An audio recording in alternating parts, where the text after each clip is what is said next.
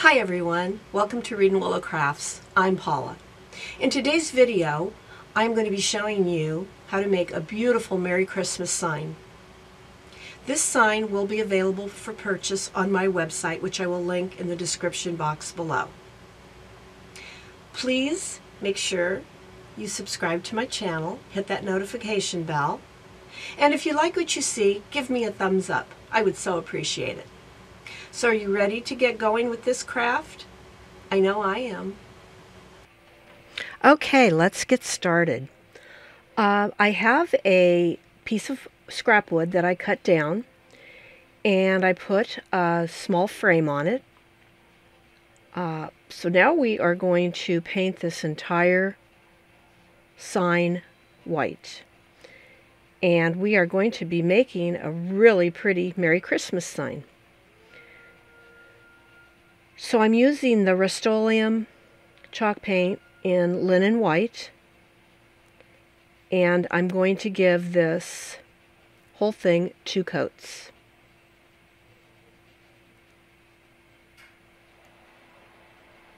And this wood, I got it at Home Depot, and it is so smooth I didn't have to sand it. So that really made the job a lot easier. And this Rust-Oleum chalk paint, I haven't used it very often, but it goes on so smooth. I really enjoy using it. So I'll probably be using more of it in upcoming projects. So we're just painting and painting. Have you guys all gotten your Christmas shopping done? Comment below, let me know. I'm running a little late on mine, but I'm sure I'll be done soon. Have you decorated yet? I know some people decorate way before Thanksgiving. Our tradition in our house is to decorate the day after Thanksgiving. Okay, so I've got 1 coat done, and now I dried it completely, and now I'm starting on my 2nd coat. What do you think of this so far? Leave me a comment below. Do you like this white? I really do. It's going to be a very clean looking sign. Some people don't always like distressed home decor or vintage. So this sign is just going to be just very simple, clean looking. It turns out really, really nicely. So we're painting, and we're painting. And, what else? What else? Where are you watching from? Let me know in the comments below.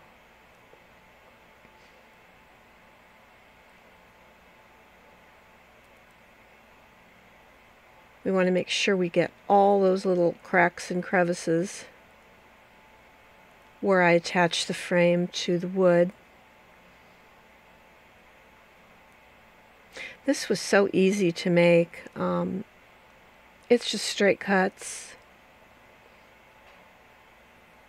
No angles.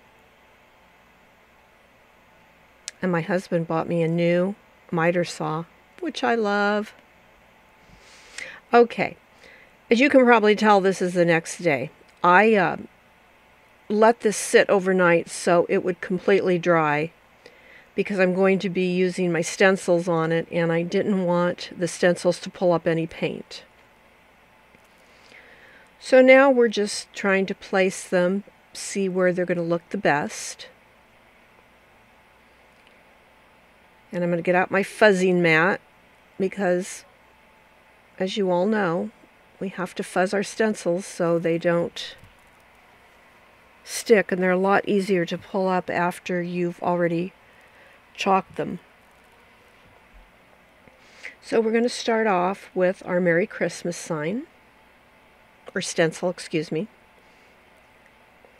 And we're just going to fuzz it a few times. Some stencils are they take a lot to fuzz because they are so sticky. This one wasn't too bad. I only had to do it a couple of times. So now we're going to place it on our sign. Try to get it as straight as we possibly can. And you'll see here, I use a tape measure. And you know me, I never measure anything. But this kept looking crooked to me, and I couldn't get it right. So I took out the trusty tape measure, and I did measure it.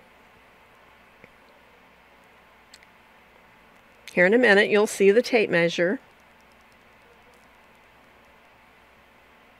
I'm so bad at measuring. I have to tell you. It's a shame. Usually I just eyeball everything. But like I said, this one just didn't look straight to me, so I kind of figured out where it was crooked. Took it up, and I placed it down, and I eyeballed it.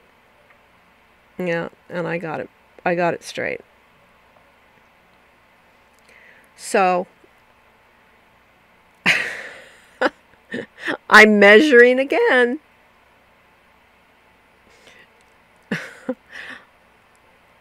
Anyway, so it's on there pretty straight. So now we're going to take our black chalk paste. And you see me rubbing it down a lot because I don't want it to bleed when I put the chalk paste on. And I don't want to get globs all over. So I press it down pretty well. And then I start applying my chalk paste. And for me, the key is, this is just my opinion, the key for me is that you don't use too much chalk paste and glob it on there. You don't want any globbing. So I just put enough on there to cover my stencil, and then whatever is remaining, I just take off with my squeegee, and I put back into my jar, as you can see.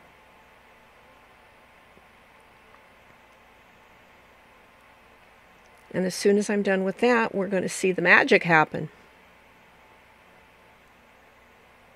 We're going to lift our stencil. And look at that. That is beautiful. Now, of course, I got some black paint. Oh, it disappeared. I got a little bit of black paint on there because it was on my hand. So I just went over it with some more of the Rust-Oleum chalk paint and covered it right up. So now we are going to put our ornaments on. And I'm going to cut these down because I don't want to mess up my Merry Christmas, in case the chalk paste isn't quite dry enough. So we're going to go through the same process here, and we're going to fuzz our stencil. Hey, did you guys notice my rings on my right hand? Little story behind those. My son bought me these. The one on my middle finger, he bought me, oh, it's been over a year ago. And it's for our first dog, our beagle, Henry. He passed away. It'll be 2 years this February. And he bought me this ring. It's got a bone on it. And it's got Henry's name on it with a little dog paw. Well, as some of you may know, we lost our other beagle a few weeks ago. His name was Dudley, and he was just the sweetest dog. So anyway, yesterday, my son came to me, and he gave me this little package, and it had the same ring in it, only gold, with Dudley's name on it and a paw print. And it was the sweetest, kindest thing he could have done for me. I just love these rings, and every time I look at them, I think of my pups. For those of you who have dogs, you know how difficult it is when you have to say goodbye to them. And I'm still so sad for both of them. I mean, it just comes in waves. I'm having a really hard time with the loss of Dudley. He was my first pet ever in my whole life, believe it or not. And I miss him so much. Okay, we've got our first ornament on. It's in green, and now we're going to dry it so it doesn't smear. And it just, these ornaments, or these stencils, they just come out so crisp and clear, and they're just beautiful. Okay, so now we're going to take our next stencil, and it's got 2 ornaments on it, and I'm going to place that on the right side. If I can ever get it off. There we go. And we're going to fuzz again. And those backings that you see right there, those white backings, what I do is after I wash my stencils, which you should do right away as soon as you use them, you can put them right back on those backings, and that'll keep them nice for your next use. So now we're going to put that one down. And we're going to paint this one. One ornament is going to be red, and the other one is going to be gold. And these are such beautiful colors. Chalk Couture has really gorgeous colors. I know the gold is shimmer. I don't think the red is, but the gold has a bit of shimmer to it. So we're going to press that down. And then we're going to start chalking. Oh, we're going to really press it down. And it really is a good idea to do that because, like I said before, you don't want any bleeding, because then you have to go back and you have to fix it and repaint, and it's kind of a hassle, but I just as soon take the extra step and the extra time and just really make sure it's down really well. Okay, so next we're going to do the gold.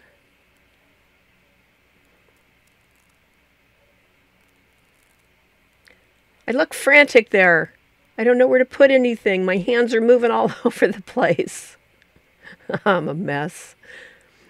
So now we're going to put that gold on there. And it's kind of hard. I should have got some painter's tape and put it on the right side there because it's cut so closely that I was worried I was going to get that gold paint on there.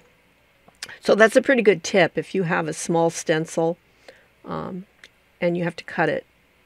You can always put some painter's tape to the side of it, so if you do go over, it won't get on your surface. So here I am, I'm just scraping the rest of it off. And here we go. Some more magic. Oh, look at that. Isn't that beautiful? I just love the way that came out. Gorgeous. So now we're going to dry it. Hey, don't forget, if you like this video, please give me a thumbs up. Hit that subscribe button and the notification bell. That way you'll know every time I upload a video. I would so appreciate it. It really does help my channel. And there we have it. Beautiful. And that's it for today. So I'll see you next time.